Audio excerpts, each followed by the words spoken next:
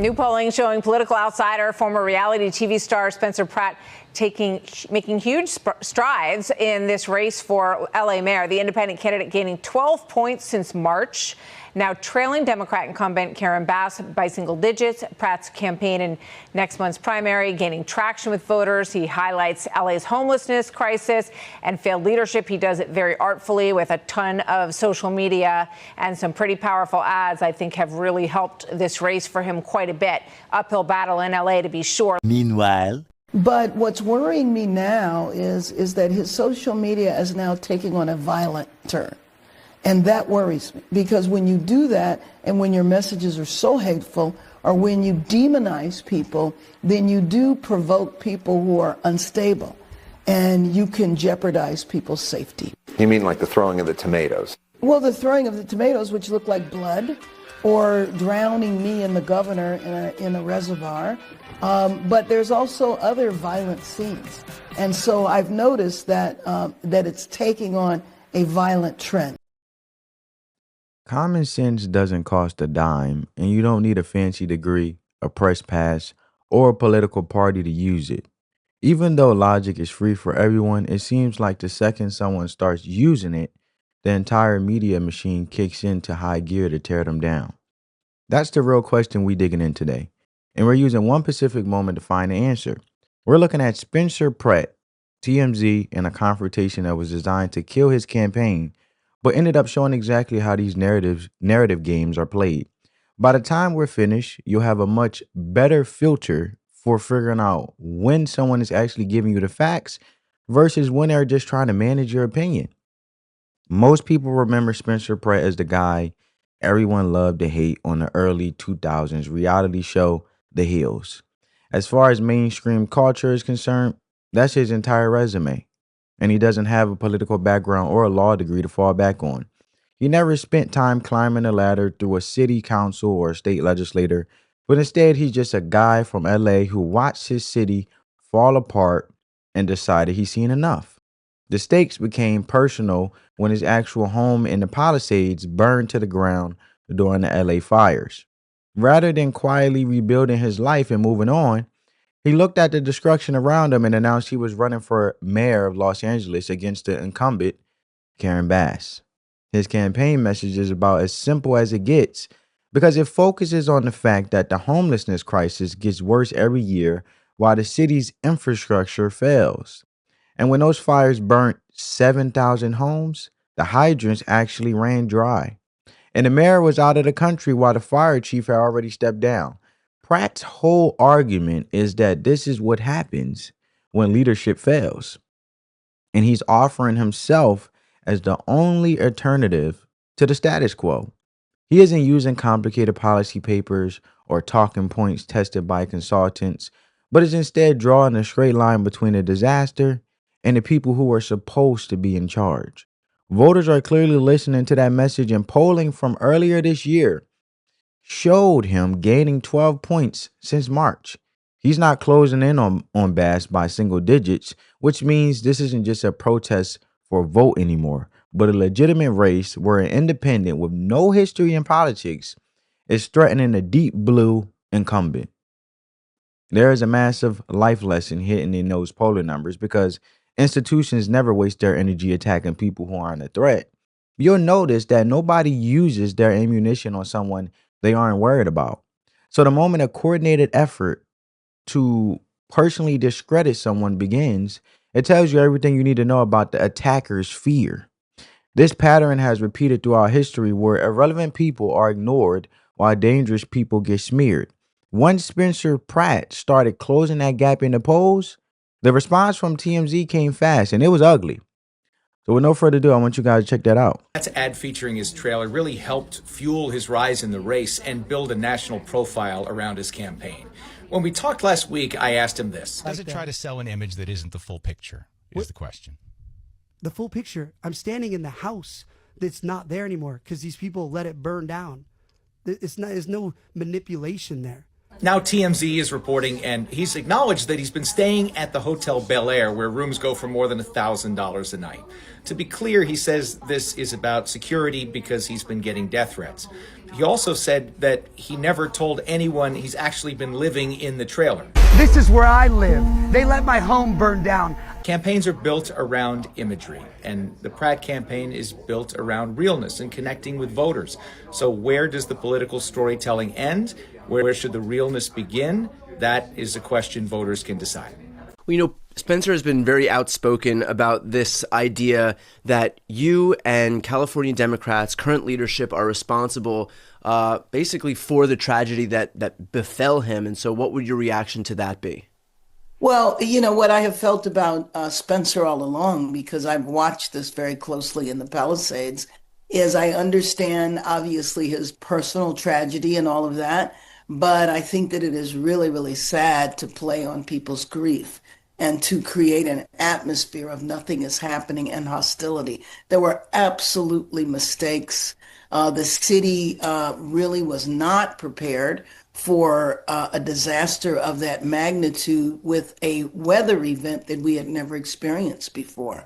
And so hindsight is everything. But this also was not just the city of Los Angeles, the county as well. And when I talked to the fire department afterwards, their response was, we are very used to Santa Ana winds, but we have never had anything like this.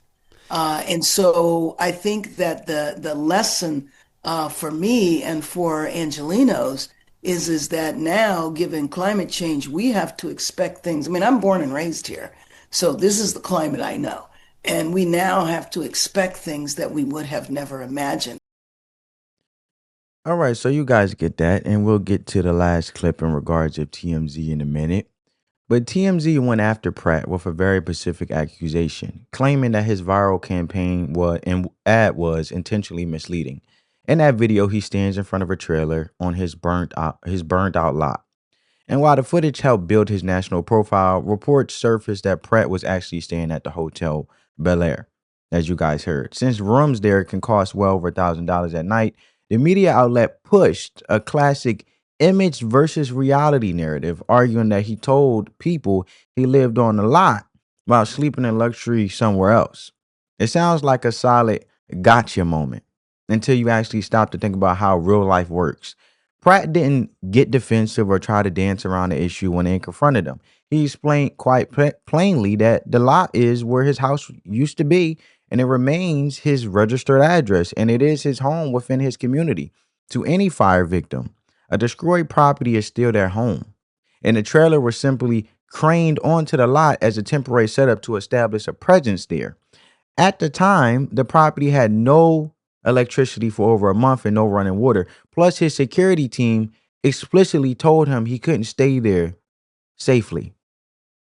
Now, you all know, family, if you don't know, just having a conversation that usually as you see more commonly happening, or a common pattern of, when you're running for a public office, you already know what comes with it, because the public has to trust you, and anything within your past, whoever affiliations you have dealt with, people around you, is all going to come to rise, because the people need to know that we can really trust the person that you say you are, let alone you are the people that you surround yourself with as you apply for a position of leadership. Right? So Ben's on that he's obviously the typical everyday person, or the typical everyday California who eventually lost everything he worked for, like his home. And now in the backlash in this narrative that's being surrounded, that may push some type of fuel of anger to somewhat misconstrued his message to make the people not trust him, that he is trying to earn their vote to give him in a position of leadership to turn the city around, and his intentions based on him just saying in plain English what he wants to do for the betterment of Californians, American taxpayers, and just the state as a whole. If you have all of the narratives and things that can fuel some type of anger, you're going to have to basically divest yourself from your family, which is hard to do. Separate yourself, because as a man, you want to protect your family and safeguard those you love. So you can't even be around them because you're taking on something bigger than you, let alone putting yourself out there trying to apply for a public official job, which then is going to take on individuals criticizing you that may dislike you or competing against you that want to win by any means necessary, even if that means smearing your name at the detriment of the safety of you and your family. On top of it, everything that you have affiliated yourself with is going to rise to the surface because they're going to look for anything to use against you to basically combat or compete to combat the things that you are campaigning on to basically make the best win in the race to eventually earn the votes to win popularity wise. So with that being said, he has to basically live somewhere else because let's say hypothetically he was living in his trailer as he claimed to say.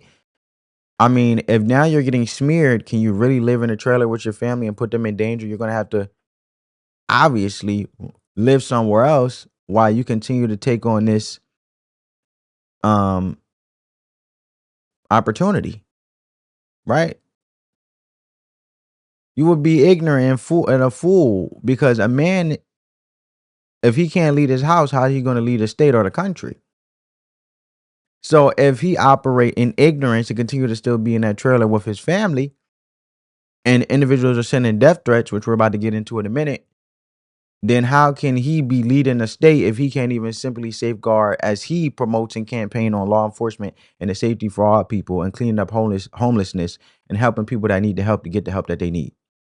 While also the safety of kids in schools and not having encampments be near schools where needles and things could be subjected to their health, and let alone individuals may not be in their right mind that's going through a mental health episode or battling with something mentally that need the help may lash out on one of these children.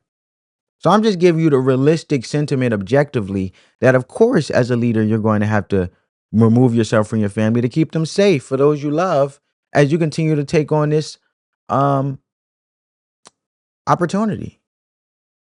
And obviously, he's self-made. He worked his way up. He worked hard to become the wealthy individual that he is. And if he can pay for the safety in regards of moving somewhere else to take the attention off of his family so they're safe, and then on top of it, paying a security team now that he didn't have to at one point, that tells you a lot. And I'm not taking sides here, but let's just be realistic here as a human, as a man in this case, because Spencer Pratt is a man, as a family man, as a husband, as a father.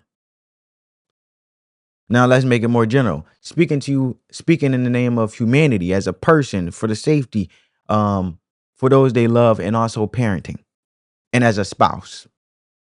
So let's get into it.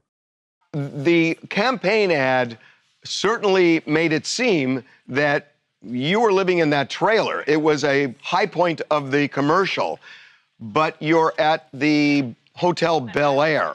So kind of undo that for us. No, to be clear, that is where, excuse me, that is where I live. That's where Karen Bass, Mayor Bass, burned down my house. That is where I will live until I have a new house.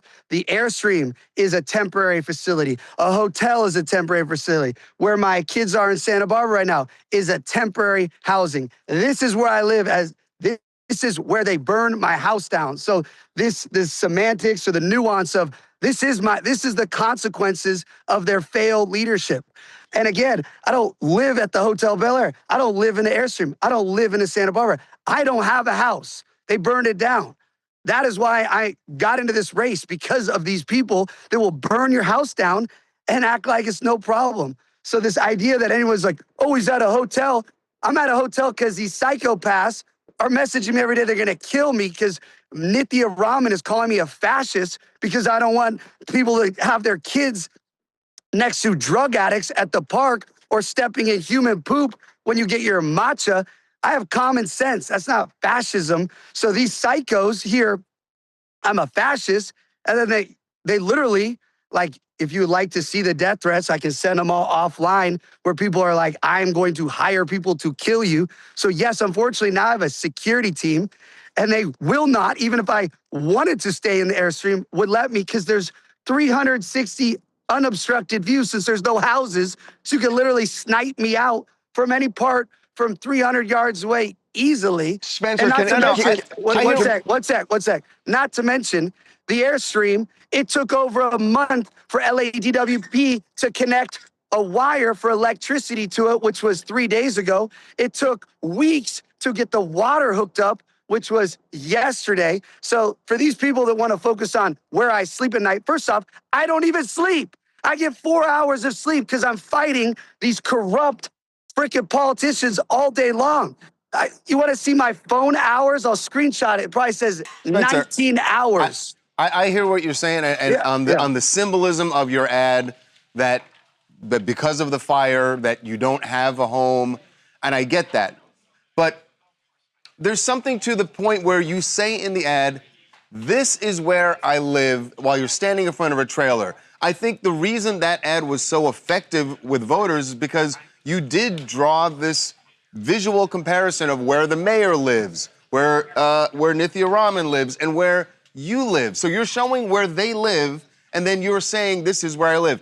Everyone saw that ad and thought, "Wow, Spencer Pratt has to live in that trailer because his house burned down." I do, sir. But that is my house. That is for the my last house. month and a half, you've been at the Bel Air Hotel. I haven't been at the Bel Air Hotel for more than 6 days in the last month. This is all public on my things. But that's where you've been staying. I know you may not have actually been in it. No, I've been in Santa Barbara where the LA Times reported where I lived and doxed me. That is where I live, period. This is LA Times. This isn't breaking news. Even when the Airstream ad came out, the LA Times cover story is saying, no, Spencer Pratt lives in Santa Barbara. And I said, yes, thank you for doxing me. I tried to sue the LA Times for saying where I actually live. But but are you saying you live in that trailer? I don't live anywhere is what I'm saying. I don't have a house. They burned it down, Harvey. I don't have a house. But why not Period. say that? But Spencer, that would be really effective. Why not say that in the ad? I don't have a home. You texted me today. I have never told anyone I lived in it. And yet in the ad you say, this is where I live. This is my house. This is my property. There's nothing there, Harvey. It's dirt lot. I had to have it craned in to the lot.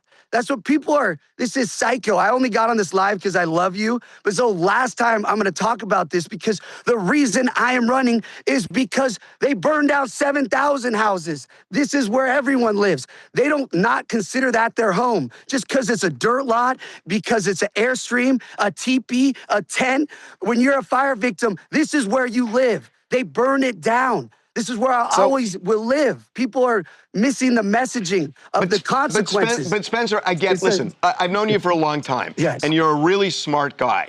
And you are all over these ads, which have been, honestly, they've been lauded by people who have said these are, brilliant ads. Wasn't the point there, and I believe the trailer door was even open, wasn't the point to telegraph to people that your body went inside that trailer night after night? Right. I mean, wasn't that the point of the ad? No, the point of the ad is to show this is where they burned my house down. I have no house. This is their houses. They're fine. And this is where I live. This is where my town lives. This is our reality for the next 10 years, if we're lucky. That'll be there for the next 6 years. And I'll say, I live there. I live in the Palisades. I'm a registered voter to that address. I'm an Angelino. Even if my family and kids have to now go to school in Santa Barbara, I am an Angelino. This is my town. This is where they burned me down. So I am on set with these lovely people at Interview Magazine, and I can't be just ranting all day, but I appreciate you. People can be all caught up in the nuance of where I live or where I don't. I'm running for mayor because these people will burn your house down, cover it up. Spencer, the nuance is you being truthful to vote with voters. I'm going to say it again. I'm going to say it again. That is where I live. Period. Okay. Period. I don't need to sleep there every night. I don't need to go to the number 2 on that toilet. That is where I live. I'm from the Palisades, Los Angeles, and I'm fighting for Los Angeles. So okay, but just one final thing. Just to clarify, you have never physically lived in that trailer. To clarify, I haven't lived anywhere since my house burned down. Well, you're sleeping somewhere. These for are, those 4 hours. again, I don't live anywhere. They burned my house down, to be clear.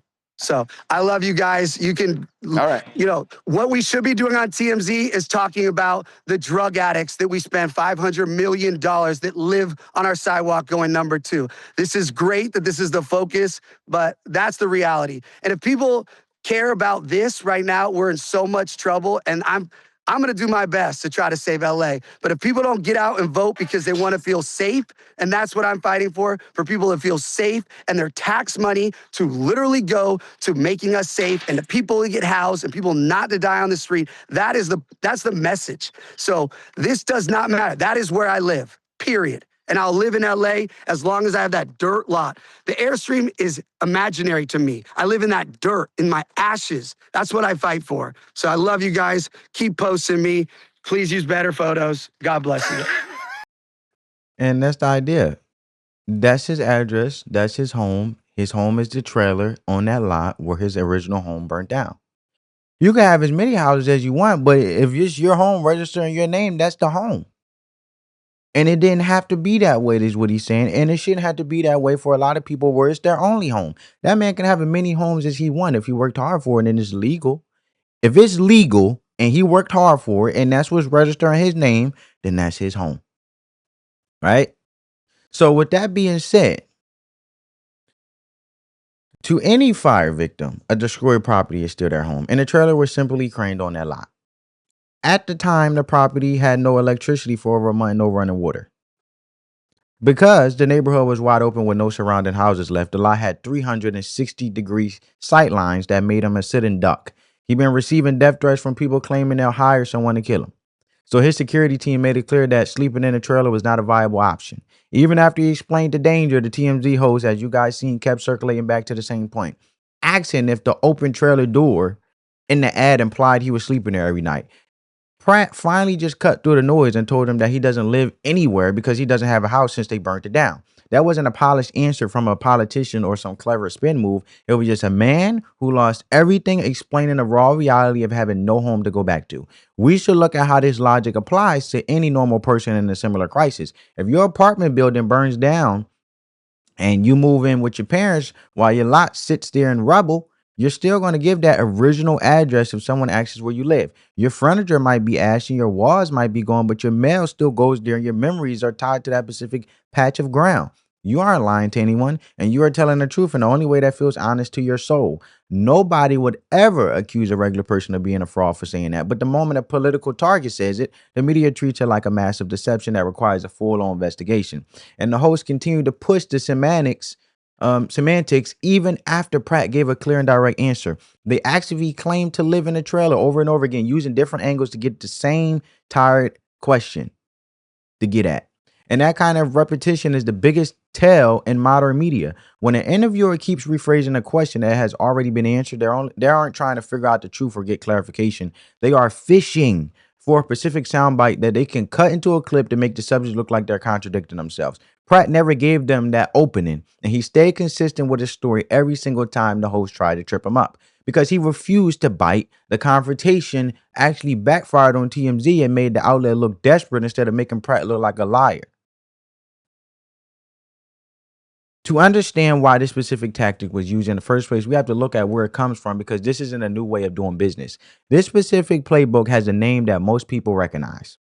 It's called yellow journalism. And it has been around for 100 years. Back in the late 1800s, newspaper publishers like William Randolph Hearst realized that outrage sold papers much faster than boring facts ever could. They started manufacturing drama by taking a tiny technically true detail and stripping away every bit of that context that made it make sense. And they would plaster that detail on the front page with a terrifying headline and let the public's emotions do the heavy lifting. The goal was never to keep people informed about the world, but rather to move product and shift public opinion in whatever direction the publisher wanted. That was 1898. And while the technology has changed completely since then, the psychology behind it hasn't moved an inch. Newspapers eventually turned into radio, which turned into television, and then cable news. And now we have TMZ, social media, and the chaotic comment sections under every viral clip. And the platform changes with every new generation, but the core mechanic stays the same. Find a small technical inconsistency, blow it up until it's the only thing people can see, and let the actual story disappear. We should probably name the actual story here, which is the one that got buried under the argument about whether or not he slept in the trailer. 7,000 homes burnt in Los Angeles, burnt down during that disaster. Fire hydrants in the neighborhoods that needed them the most ran completely dry while houses were actively burning to the ground. While the city was in the middle of the crisis, the mayor was in Ghana and the fire chief had already resigned before the first spark even flew. Those are the hard facts on the ground, and those are the things voters in LA are actually going to care about when they walk into a polling booth. And TMZ could have used their massive platform to push for answers on these failures. And instead, they spent their limited airtime interrogating the man who lost his home over hotel receipts. That isn't a mistake or a lapse in judgment. That is a tactic working exactly the way it was designed to work. There's a historical parallel here that helps explain why this happens. During the Watergate scandal, once the break-in became public knowledge, Nixon's team didn't try to prove they were innocent with a list of facts. They went on the offensive against the journalists and investigators who were exposing the truth. And they tried to make the story about the people asking the questions so that nobody will focus on the answers those questions were producing. Deflection isn't some new invention of the digital age. It is actually one of the oldest tools in the political toolbox. The tale is always the same in these situations. When someone with power or influence starts working overtime to change the subject, the topic they are running from is almost always the one that matters most. That is a rule you should write down because it applies to a lot more than just politics. You see it in workplaces and messy relationships and corporate boardrooms. Whoever is the loudest about trying to redirect your attention usually has the most to lose if you keep looking where you're currently looking. There is one thing that makes the situation in 2026 particularly interesting. This tactic used to work a lot better than it does today. 20 years ago, if TMZ ran a story with that specific framing, most of the audience would have just believed it and moved on with their day. Back then, there was no easy way for a regular person to find a full unedited footage to form their own opinion. You either saw the edited version on TV or you saw nothing at all. We don't live in that world anymore. And the full clip of the confrontation circulated almost immediately, and people watched Pratt answer the questions directly, and they saw the host ignore those answers to ask them again. And they were able to draw their own conclusions. The deflection failed because the audience had the access they needed to see through the nonsense in real time. That is exactly why common sense ended up being the weapon that won this round. Pratt didn't walk into that confrontation with a clever script or a team of experts whispering lines into a hidden earpiece. He simply stuck to the same basic truth in plain language every time the host tried to rephrase the question. His house burned down and he no longer has a home, which he pointed to that as the direct consequence of the current leadership. He used the same ideas and the same words without needing to change his story, mostly because the truth doesn't require a different version to fit different angles. That kind of simplicity is incredibly difficult to fight in the media world that thrives on making things complicated. Spin usually works by making a situation murky enough that people can quite grasp a clear picture of what happened. And the second someone plants a simple and verifiable fact in the middle of a smear campaign, the whole strategy starts to fall apart. When he said he doesn't live anywhere because they burned his house down, those 8 words cut right through every semantic trap the host was trying to set. No follow-up question could make that answer look worse, and no amount of editing could make it seem dishonest. So that statement just sat there like a solid wall. And this points to a much larger pattern we see whenever outsider candidates try to pick up real speed. People who use direct language tend to connect with voters, not because simple words are always true, but because they sound unscripted in a world where every political statement feels like it was focus grouped and pre-approved. Voters aren't stupid about this since they've been watching politicians talk for decades, and they can easily feel the difference between someone reading an internal memo and someone just saying what they actually think. The 2016 Trump campaign is a perfect example of this dynamic, and we could look at it objectively without getting caught up in partisan feelings. Voters weren't really looking for policy precision, especially since Trump's specific positions shifted all the time throughout that election cycle. What they actually responded to was the unscripted energy of his delivery, which felt like a breath of fresh air compared to career politicians who spent years carefully managing their public image. That unpolished directness registered as authentic even when the details were messy, and that was a specific variable voters were weighing when they went to the polls. Pratt is seeing something very similar happen right now in Los Angeles, and the recent polling numbers definitely back that up. He moved up 12 points in just a few months in a city where Democrats has massive registration advantage, and he did it by running a campaign based on observation rather than ideology. The fires were real, the hydrant sat empty, and the mayor was out of the country, which are all observable facts rather than political spin. And building a campaign on things people can see with their own eyes is an approach almost anyone can follow, regardless of which party they belong to. And to put all this in perspective, we should look at a specific data point from Gallup, which has been tracking how much Americans trust the media since the 1970s. Back in the mid 70s, over 70% of people said they had a great deal of trust in the press. But that number has dropped steadily for 50 years and now sits below 35%. More than half the country has essentially stopped trusting institutional media as a default source of information. This erosion of trust didn't happen because everyone became cynical for no reason, but because people kept watching news coverage of events they lived through and realized the reporting didn't match their own reality. And you probably dealt with this yourself at some point in life. A local story you knew every detail of gets covered on the news, and suddenly the framing is totally off. The facts are missing or the emotional angle feels wrong. You know the truth because you were actually there. And once you had that experience, you started to apply that same skepticism to every story you didn't see firsthand. Once you had that experience, that isn't a sign of paranoia, but rather a form of pattern recognition. And pattern recognition is exactly what common sense is built on. None of this suggests you should just distrust everything you see or read. That isn't a functional way to live your life. And it wasn't built, it won't actually help you better decisions in the long run. The real goal here isn't to be constantly suspicious, but to simply slow down before you form a hard opinion on something you only saw from one specific source. You could do most of the heavy lifting by asking yourself 3 questions. What is the actual claim being made here? What does the source stand to gain by making this claim right now? And does the plain English version of these events still make sense once you strip all the emotion out of the story? If you run those 3 questions against the TMZ situation, the whole thing starts to look different. The claim was that Pratt misled people about his living situation. But TMZ had a clear incentive to undercut his campaign right before the primary.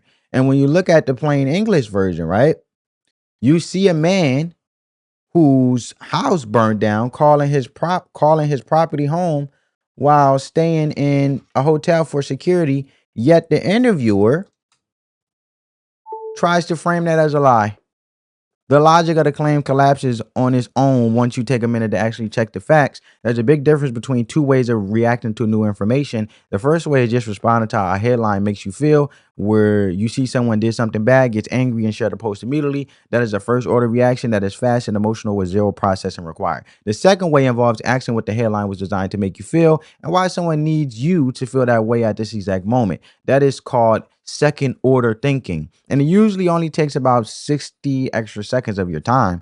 The workplace version of this is something almost everyone can relate to. If a coworker tells you that something else was trash about you, the first order move is to get upset and start a confrontation. The second order question is to ask why this person is telling you this today and why they might get what they might get out of you being angry at the other person. Sometimes the answer is nothing. They're just passing along news, but other times that question leads to a realization that saves you from blowing up your professional relationships. This isn't just a skill for politics. It works in every single area of your life where someone is trying to manage your reaction before you had a chance to think for yourself. Thinking for yourself isn't about picking a political team, because common sense is really just a life skill that works no matter who is making all the noise.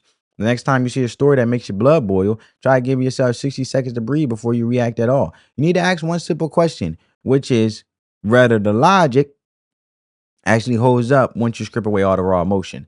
Taking that single pause will keep people from manipulating you more times than you can count, and it puts the power back in your hands. But I want to hear about a time someone tried to make a simple situation feel complicated? With you, right? I want to hear about it. I want to hear about a time someone tried to make a simple situation feel complicated. So leave a comment and let me know if your gut feeling helped you see through the noise or the nonsense. Make sure to subscribe as well, since this is exactly what a productive conversation is supposed to look like. And make sure down in the comments, like I said, you leave down a moment where someone tried to make a simple situation feel complicated on your end from your experience. As always, just having a conversation. Let the love supersede the hate. Spread that peace, love, and positivity. I'll catch you in the next one, family. On that note, peace.